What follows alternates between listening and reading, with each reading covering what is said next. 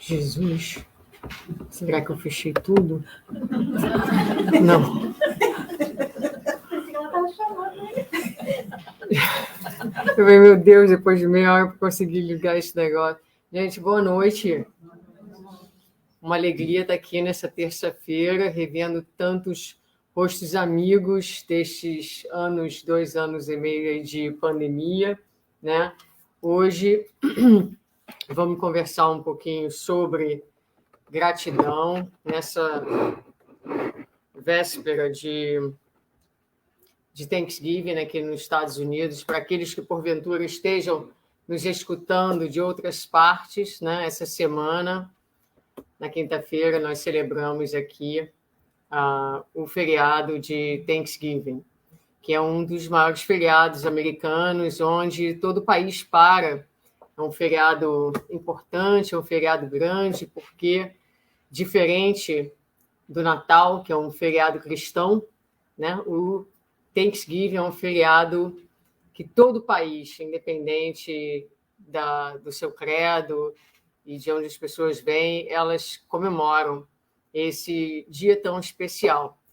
Eu sei que a Jara esteve aqui semana passada falando um pouquinho sobre gratidão e hoje a gente vai trazer alguns outros aspectos, certamente complementando a abordagem que ela fez, e para aqueles que não estiveram terão a oportunidade de pensar um pouquinho com a gente sobre este tema.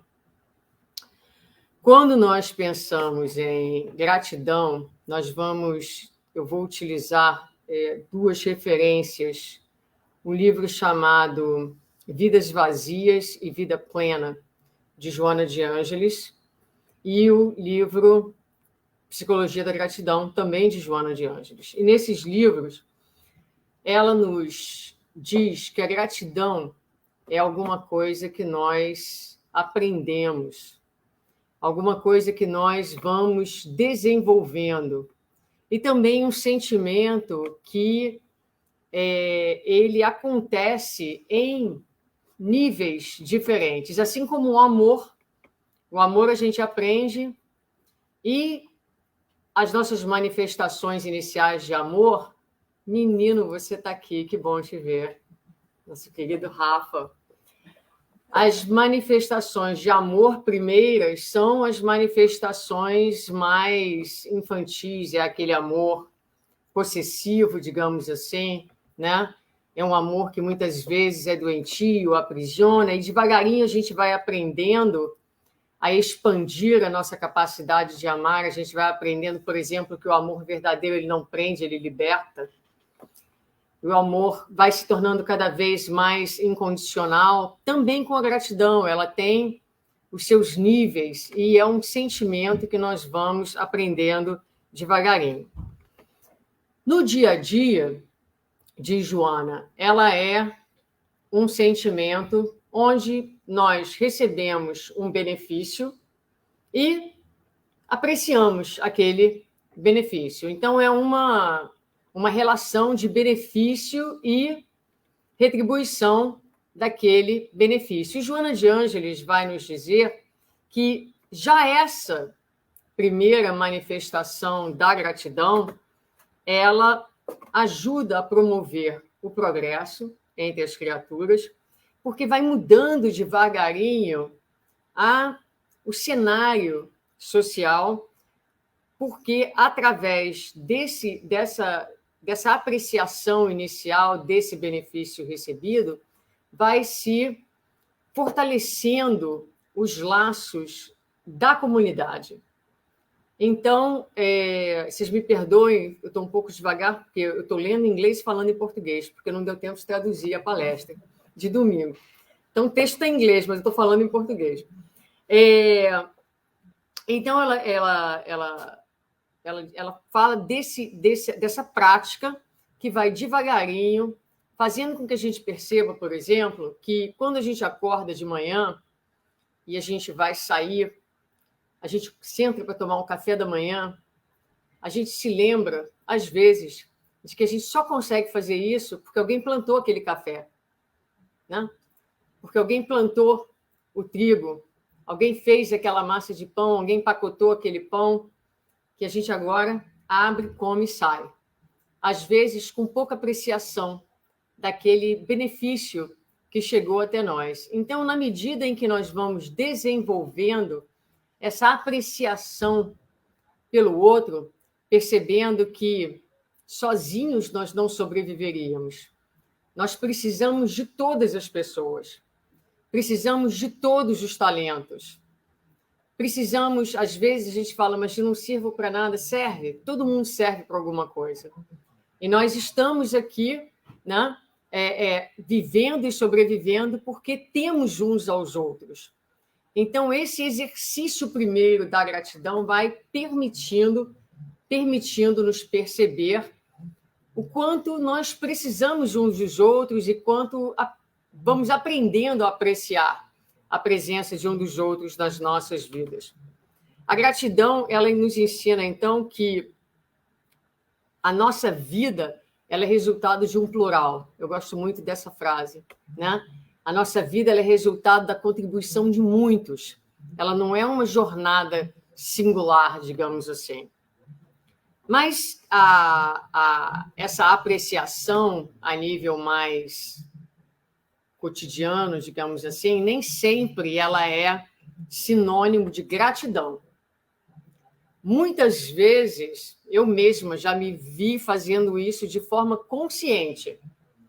Você recebe um benefício e você diz, vou mandar uma cesta de bombons, de qualquer coisa para essa pessoa. Porque eu sei que essa pessoa, por exemplo, é importante para mim profissionalmente. E é importante que ela saiba que eu apreciei aquele benefício. Porque, em última instância, aquilo vai me favorecer. Então, muitas vezes, a nossa demonstração de apreciação não é necessariamente gratidão, vamos combinar? Né? Às vezes, ela é combinada, é um misto. Às vezes, a vantagem que a gente ganha através daquele gesto é uma vantagem emocional. Às vezes, ela é uma vantagem mais concreta. Na questão 895 do Livro dos Espíritos, os Espíritos vão dizer para nós o quê? Que o desinteresse real... Nós temos uma competição aqui atrás, vamos abstrair, é o que eu estou fazendo aqui, completamente abstraindo, não é?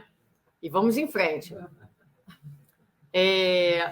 Então, os espíritos vão dizer que, na nossa sociedade, o desinteresse completo, ele é tão raro, que quando a gente vê alguém fazendo um ato completamente desinteressado, aquilo é extraordinário, é fenomenal.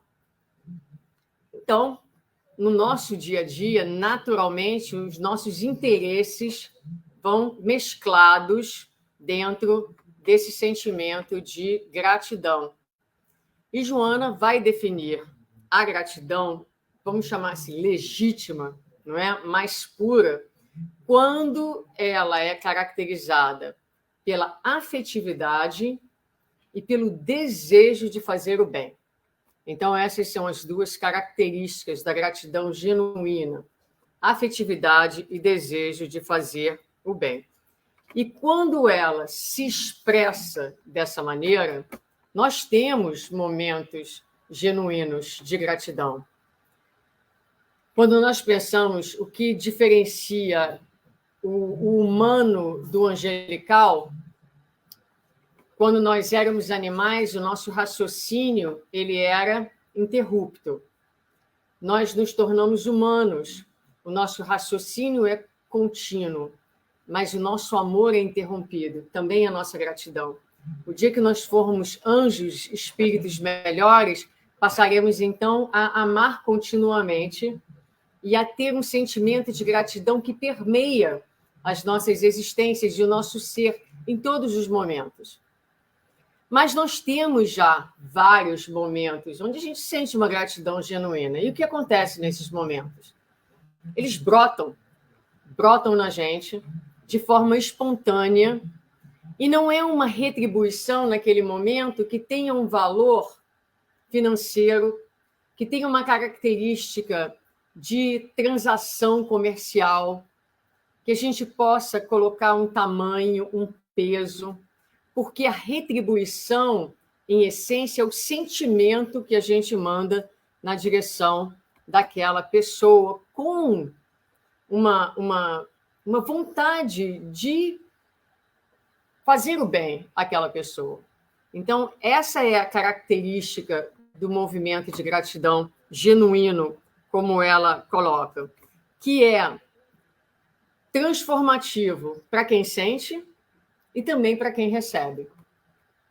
E quando eu pensava sobre isso, eu me perguntei, será que há na vida de Jesus algum momento onde nós podemos capturar essa expressão de gratidão no cotidiano da vida do Senhor? Porque a sua vida é um poema de gratidão a Deus.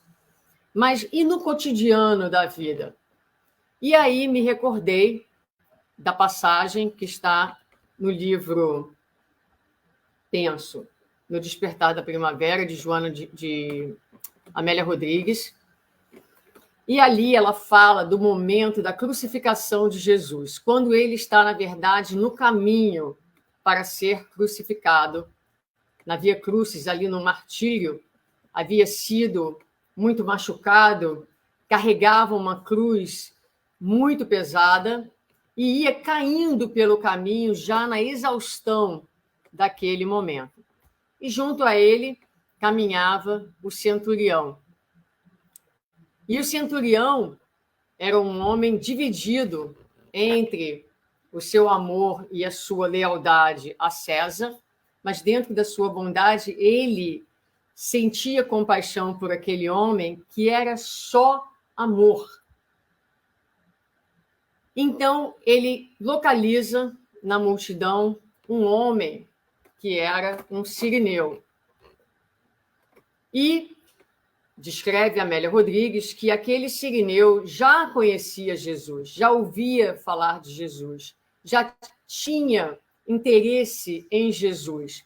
E quando ele é convocado para ajudar o Cristo, ele vai com boa vontade, alegre de ter sido destacado para aquela função. E ele vai por trás e ele levanta a cruz. E na hora que ele levanta a cruz, então, Jesus sente que o peso da cruz que ele carregava se torna mais leve. E no momento em que ele sente o peso da cruz mais leve nos seus ombros, ele vira e olha para aquele homem. E ela vai descrever que ele vai lançar para ele um olhar de profunda gratidão, de profundo amor e ternura. Um olhar que transformaria a vida daquele sirineu e da sua família. E o sirineu vai se transformar, então, no símbolo de todos aqueles que se sacrificam para ajudar o próximo quando eles estão nas suas horas de maior dor e de maior escuridão. Então, gosto de pensar que cada vez que nós também sairmos de onde estivermos para ajudarmos alguém, principalmente alguém que está em imensa dor, em imenso sacrifício, que Jesus também olha para nós e manda na nossa direção o olhar de gratidão, que também transforma as nossas vidas. Muitas vezes, quando nós estamos fragilizados, quando nós estamos fracos, precisando de um alimento, de um suporte para as nossas almas, é muitas vezes através da caridade, do amor em movimento, saindo para dar, que nós vamos receber. Vamos receber o quê? O olhar grato daquele que recebe e o olhar grato de Jesus através daquele que é o recipiente do nosso gesto de amor. Mas a gratidão, ela acontece em níveis mais profundos do que esse do dia a dia, do benefício e da retribuição. E Joana vai dizer que ela é uma forma de respeito à vida. E dentro desse paradigma, de uma certa maneira, um sentimento novo para a nossa humanidade. Uma humanidade muito desconectada, muitas vezes, do sentido real da vida e da imensa abundância e da imensa benevolência do Pai. E ela vai dizer que, devagarinho, o sentimento de gratidão ele vai se transformando, então, não mais em essas ocorrências esparsas, mas num estilo de vida ou num paradigma que nós passamos a viver. Ela começa a permear a nossa existência. É uma maneira de pensar e uma maneira de viver.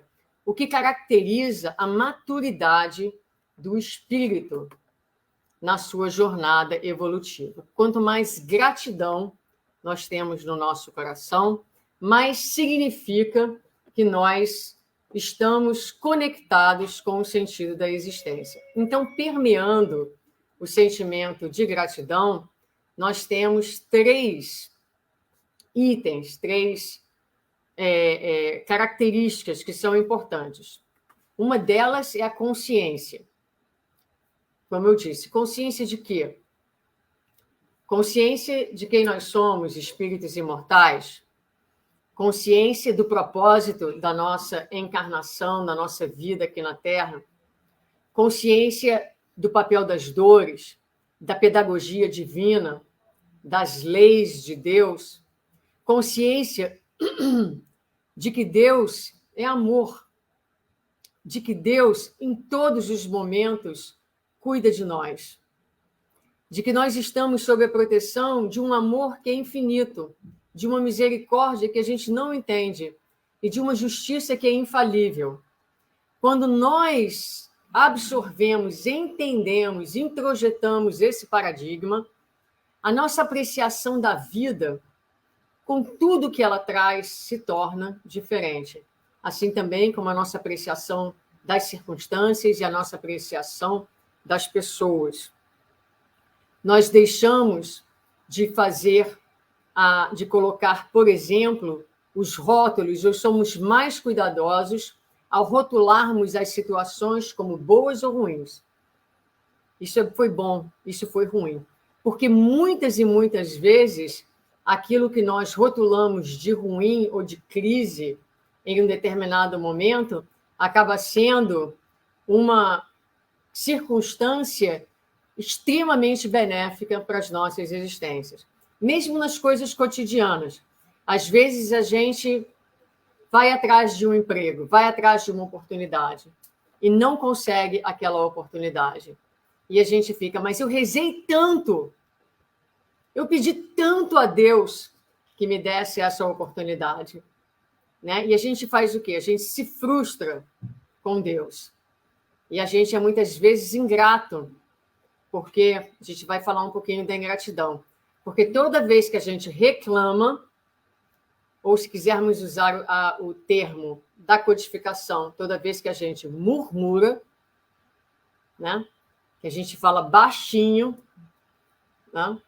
Mas Deus ouve tudo, não adianta, não precisa nem falar, pode ser pensar, que Ele está escutando, né? Isso é ingratidão. Ingratidão. Porque significa que a gente não está entendendo e não está acolhendo aquela pedagogia amorosa que está ali cuidando da gente. Então, não reclamem mais, daqui para frente. Mas, então, a consciência, ela nos ajuda, ela estando presente, ela muda o nosso ponto de vista. A gente passa a perceber, quando uma situação vem, você fala assim, bom, não é exatamente isso que eu queria, mas deve ser bom, porque se está aqui, está operando a meu favor. Então, muda a nossa maneira de ver. Nos tira do vale, onde a gente geralmente caminha numa perspectiva de fundo, numa perspectiva estreita, e nos coloca no alto da montanha. Muda o ponto de vista, como está lá no Evangelho segundo o Espiritismo. Né? Para além disso, a humildade A humildade, ela nos ajuda também a desenvolver e a manifestar esse senso de gratidão, porque quando nós estamos na arrogância, nós nos sentimos, muitas vezes, caímos na ilusão da autossuficiência, como se nós pudéssemos dar conta de nós mesmos sozinhos. Mas ninguém dá conta de si mesmo sozinho. Para isso, nós vivemos em uma sociedade. Está lá na Lei de Sociedade do Livro dos Espíritos. Por quê? Para que cada um, ajudando ao outro, a gente possa sobreviver e desenvolver. Então, a humildade, ela nos ajuda a perceber que todas as pessoas têm valor, que todas as pessoas têm algo a oferecer, e a gente se sente grato por todas as pessoas. As que gostam da gente, as que não gostam da gente. As que facilitam a nossa vida, as que dificultam a nossa vida. Porque a gente começa a perceber que todo mundo está ali como um instrumento e que a gente precisa um dos outros. A gente precisa de quem pensa como a gente precisa de quem pensa diferente da gente. E a gente ganha mais apreciação, a gente sai do pedestal, a gente se curva diante de Deus, porque quando a gente está no pedestal da arrogância e da autossuficiência, Deus está em outra parte. Mas é muitas vezes na humildade, quando a gente está se sentindo mais pequenino, que Deus vai se agigantar na nossa vida. E nós vamos nos conectar com Ele. E o sentimento de gratidão vai brotar dentro da gente de uma forma diferente. Com estes sentimentos, fica mais fácil entender as analogias que Joana traz para a gente nesses livros, nos 3. Ela gosta muito de usar essas imagens que nos ajuda a entender as dificuldades da vida, os desafios que passamos, o papel da dor. Ela vai dizer, por exemplo, que a flor do charco é a manifestação de gratidão da planta ao humus. Então, a planta, ela toma daquele humus, dos detritos do charco, e ela processa, transforma, e ela se abre em flor. Então, ela toma o detrito e transforma em beleza, em benefício. Assim também, o brilho do diamante é a resposta de gratidão da pedra à ferramenta que a polish. Poli? Não. Hã? Poliu. A ferramenta que a poliu. Isso. Né? E ela traz, falando do metal, o metal que é transformado numa peça bonita. Aquela peça é o resultado da gratidão ao forno que aqueceu e que permitiu que aquele pedaço de metal fosse modelado. Assim também a vida. Vocês já pararam para pensar que cada um de nós é uma obra de arte do divino artista, nosso Pai. Ele vai trabalhando no embelezamento do nosso ser. Então, nós encarnamos nesse corpo, nessa escola, nesse forno de problemas, porque aqui, devagarinho, a nossa alma vai sendo moldada para que a pureza que existe dentro de nós possa se manifestar. E a gente saia do corpo com um pouquinho mais de brilho do que entrou. Então, quando nós entendemos que todas as lutas que nós passamos é porque Deus disse, chegou a hora. Ana vem caminhando muito desatenta, mas agora ela está pronta. A alma dela está pronta. Vou dar uma investida nessa encarnação. E Deus começa a polir a nossa personalidade, o nosso egoísmo, a nossa desatenção, a nossa revolta, a nossa rigidez, as nossas durezas, a nossa intransigência. Então, a vida vai trabalhando para que a gente possa sair daqui mais bonito. Um bonito que é para sempre, né? Um bonito que vai com a gente, que é o nosso tesouro que a gente vai levar com a gente. Então, quando as lutas chegam, está lá no Evangelho, é uma passagem que, quando eu leio, eu falo, meu Deus, será que um dia a gente chega lá e o Espírito diz, obrigada, Senhor, por estar me testando, por todas as provas, por todas as dores. Obrigada por estar me testando. Obrigada por estar trabalhando na minha alma. A gente se sente nessa condição de gratidão. Nós fomos eleitos, nós fomos escolhidos. Deus está no processo de promoção de cada um de nós. Gratidão. Gratidão, né? Paulo tinha consciência disso. Então, Paulo de Tarso, em carta a Tessalonicenses, ele vai dizer que nós devemos dar graças em tudo, né? Porque essa é a vontade do Senhor para conosco. E em carta aos Filipenses, ele vai dizer que ele sabe o que é passar por todas as necessidades, como ele sabe também o que é ter de tudo. Mas ele aprendeu o segredo de estar contente em toda e em qualquer situação. Eu aprendi o segredo de estar contente em toda e qualquer situação. Qual o segredo de Paulo para conseguir estar contente em toda e qualquer situação, se não a consciência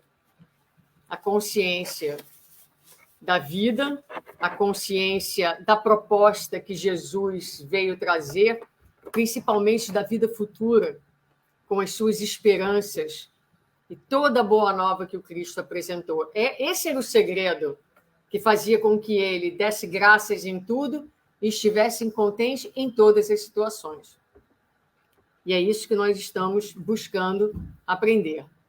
Joana dirá que a dor ela é, então, essa ferramenta essencial da vida trabalhando em favor da plenitude das criaturas. E para nós, a dor, ela continua sendo um instrumento importante e necessário. Porque muitos de nós nos distraímos, não é?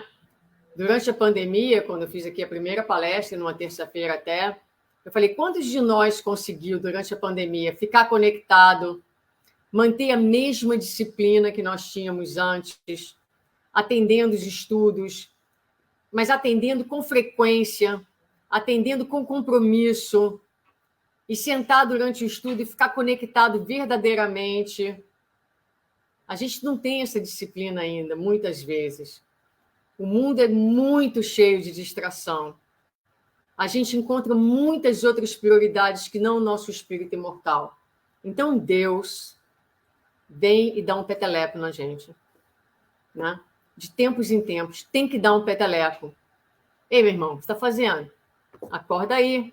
Tem mais na vida do que você está atentando aí. Preste atenção, não é? Que tempo você tem dedicado ao seu espírito imortal? Que prioridade você tem dado à tua alma? Que investimento você tem feito nos tesouros que você vai levar? Então, como muitos de nós facilmente se distraem, e há muitas criaturas que estão completamente adormecidas no sentido da vida e para a proposta de gratidão, então, naturalmente, a dor se faz presente porque ela vem tirar o nosso chão. Ela vem desorganizar a gente mesmo para nos forçar a buscar o movimento da reorganização. E muitas vezes ela vem porque nós estamos na posição da ingratidão. E na semana passada eu fiz umas postagens sobre a gratidão na medida em que eu estava refletindo sobre esse tema, e alguém me perguntou, e o que a gente faz com os ingratos? Lembrando que ingratos somos todos nós, de tempos em tempos. Então, o que a gente faz com os ingratos? E a Joana que vai dizer que, primeiro, a dor de uma ingratidão, ela chega na nossa vida para nos mostrar a fragilidade da nossa própria realidade. Quando nós... Aí eu fiquei pensando, gente, imagina Jesus Cristo na Terra, com todas as perseguições, com todas as injúrias, com todas as blasfemas, as acusações.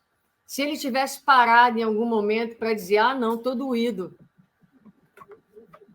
estou ressentido. Não ia ter tido, a gente não estava aqui hoje falando sobre a Boa Nova.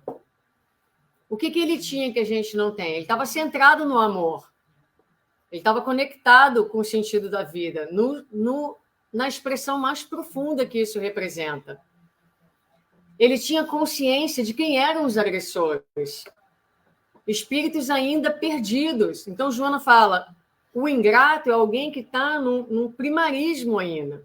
Como nós, muitas vezes, somos os ingratos. Somos as crianças. Porque quando a gente pede alguma coisa a Deus e Deus não nos dá, a gente fala, é isso mesmo? Né? Quando a gente não se joga no chão e esperneia, como uma criança faz. Mas será que Deus não está me escutando? Mas se Deus fosse dar para a gente tudo que a gente pede, vamos pensar aí, quem é pai? A gente dá tudo que nossos filhos pedem? Não. E a gente é um pai muito imperfeito. Então, como a gente vai esperar que Deus atenda os nossos pedidos, quando muitas vezes o nosso pedido é como de uma criança de 2, 3 anos de idade? Ou seja, a gente não sabe o que está pedindo. A gente pensa que sabe o que está pedindo, mas a gente não sabe. Então, Jesus representa a conexão máxima com Deus, com o sentido da vida. Ele entendia a trajetória das criaturas e ele era pleno de amor, amor próprio, amor por Deus, amor por nós. Então, ele passa por todas as injúrias sem ser nunca injuriado, não é? Sem ter nunca necessidade de perdoar. Então, o que a gente faz? A gente pensa no outro que está fazendo aquilo, aquele movimento de ingratidão, porque ainda não consegue fazer melhor. Graças a Deus, já não somos nós que estamos na posição de quem machuca, porque quem machuca cria para si mesmo um karma, né, de dor, uma experiência presente e futura de dor. Então, vamos nos concentrar para que nessa encarnação a gente saia, pelo menos, se entramos no negativo, com menos negativo, né? Chegando assim, tentando chegar no positivo, no zero, mas sem aumentar o nosso karma negativo, digamos assim. E a oportunidade, usando a analogia que ela traz, quando alguém te der, não é, o humus como uma oferta, toma aquilo, porque aí está a oportunidade do desenvolvimento, da potencialização das nossas virtudes, da tolerância, do amor, da misericórdia.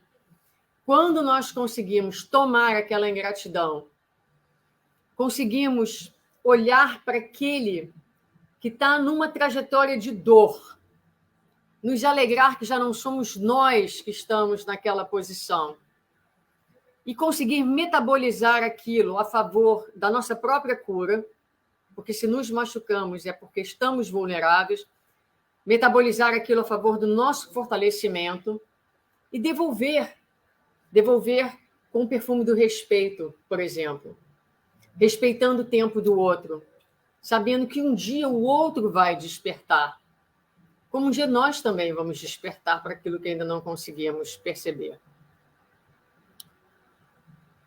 E de tempos em tempos, Deus vai vir para testar onde é que nós estamos na nossa trajetória com a gratidão.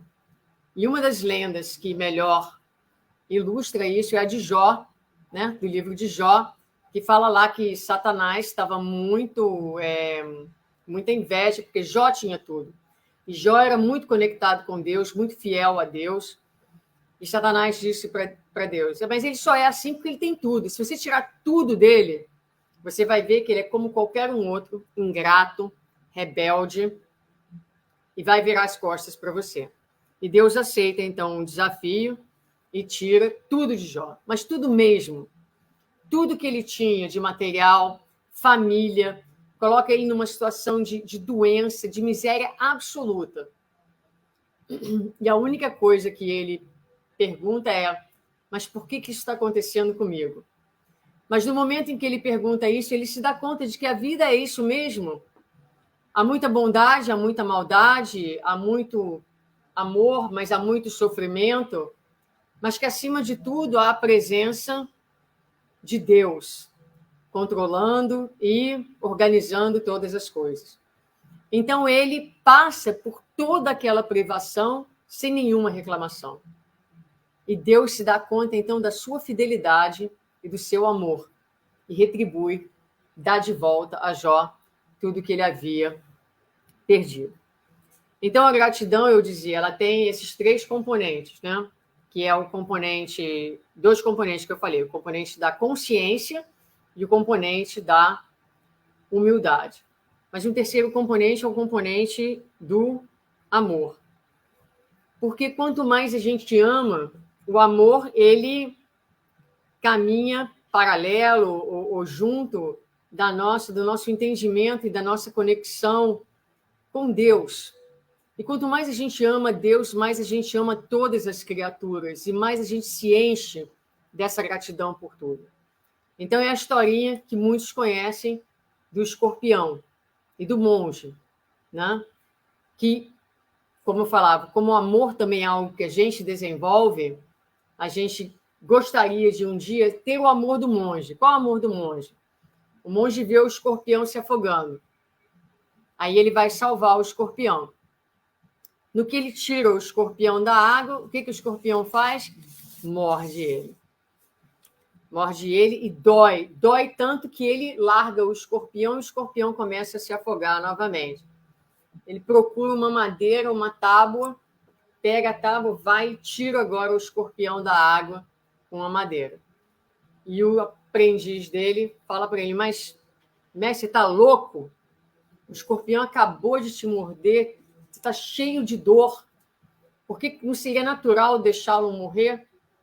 E ele vai dizer, então, para o seu aprendiz: o escorpião me mordeu porque essa é a natureza dele. Mas eu o salvei porque esta é a minha natureza, amar a todas as criaturas. Então, quando a gente conseguir chegar nesse estágio, tudo pode morder a gente, né? Mas a gente vai aprendendo a amar as criaturas, porque elas estão fazendo o que está relativo à sua natureza.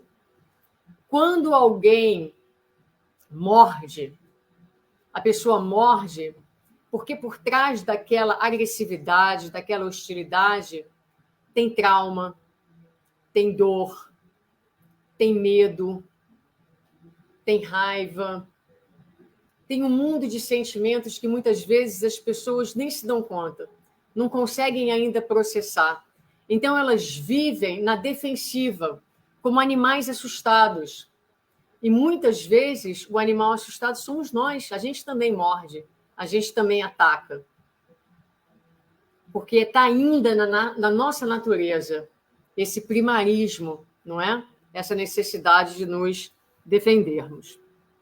E para a gente terminar, vamos lembrar uma última passagem que fala dessa jornada e da importância da gratidão na nossa jornada de vida, que é, na verdade, uma jornada de pacificação, de harmonização, de cicatrização do nosso ser, de reabilitação das nossas almas.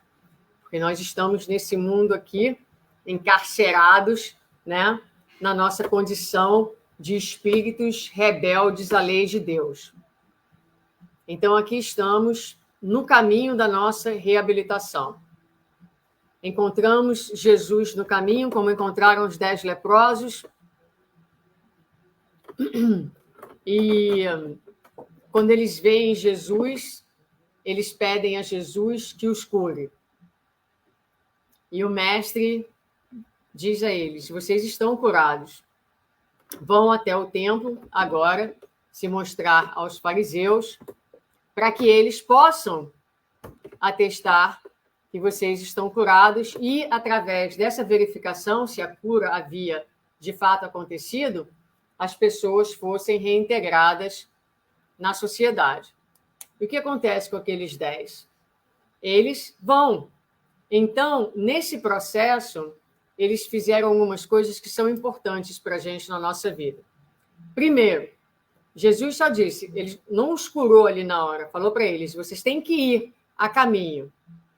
Então, eles acreditaram, não é? Eles creram no que Jesus estava falando. Eles fizeram uma segunda coisa importante, eles obedeceram.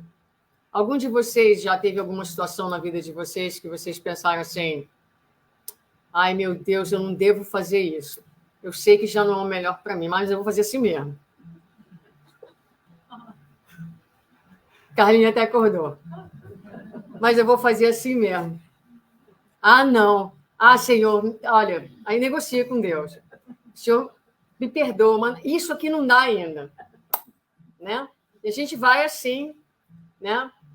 Na contramão da vida, sabendo que a gente precisava estar fazendo. Eu preciso melhorar, eu não posso ser mais assim desaforado, mas a gente vai soltando desaforo pelo caminho. Ah, meu Deus, não deu. Bom, então obediência. A gente precisa crer, a gente precisa se dispor a obedecer, não é? A gente precisa se movimentar. Não adianta ficar rezando e esperando que a cura vai cair, ou a nossa melhoria, ou a paz vai bater na nossa porta. A gente precisa se colocar em movimento, no movimento da cura. Mas aí só um voltou para agradecer. Né? Só um. E quando ele volta para agradecer, Jesus diz, mas não foram 10 curados? Onde estão os outros 9? Então, parte da nossa cura, parte da nossa alegria, parte do nosso viver é reconhecer que nada podemos sem o nosso Pai, que nada podemos sem o Senhor, que deles provê. Eles são a nossa fonte, o nosso alimento, a nossa força, o nosso tudo. Então é preciso que a gente viva em conexão, agradecendo a cada dia por tudo. E como nós não entendemos tudo, a gente agradece pelo que a gente entende e pelo que a gente não entende. Mas é preciso que a gratidão seja um estado de alma. Um estado de alma. Porque a gente acorda todo dia num corpo que funciona de uma forma absolutamente maravilhosa. E o sol se levanta, e as bênçãos são tantas, muitas vezes a gente não as reconhece. Mas esse estado de alma representa um estado de conexão com a vida, vida com V maiúsculo. E enche a gente. A gente consegue transitar pela vida com cansaço, sim, com dificuldade, sim, com dor, sim. Mas a gratidão ela é associada a um estado de profunda confiança e esperança. E quando a gente confia e a gente espera por dias melhores, na certeza de que eles virão, tudo fica mais leve, tudo fica mais florido na nossa vida. Então, que esse Thanksgiving seja um Thanksgiving de muita gratidão. Gratidão a todos vocês. Gratidão a essa casa, a cada trabalhador, a cada pessoa que está presente aqui. Que nós possamos expressar não só a nossa gratidão, mas também a nossa amorosidade, a nossa afetividade, o nosso bem-querer, com mais frequência, uns para os outros. Porque nós precisamos, porque essa expressão de afeto e de gratidão é alimento para as nossas almas tão cansadas, para as nossas almas tão precisadas. E dessa forma, nós podemos nos sustentar uns aos outros. Então, a todos vocês, a minha gratidão por estarem hoje aqui e por me escutarem. Muita paz.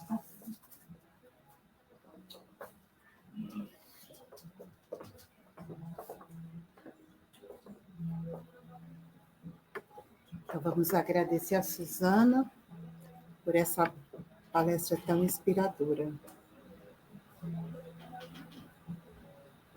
Eu tenho problema com esse mouse, Suzana. É um fato. Eu preciso de mouse. Eu não acho ele. Meu dedo é pesado, eu acho. Vocês que estão assistindo em casa e têm a chance de ver nós duas juntas, falando boa noite para vocês. Estejam aqui com a gente. Estamos tentando terminar o broadcast. Agora desapareceu. Exato.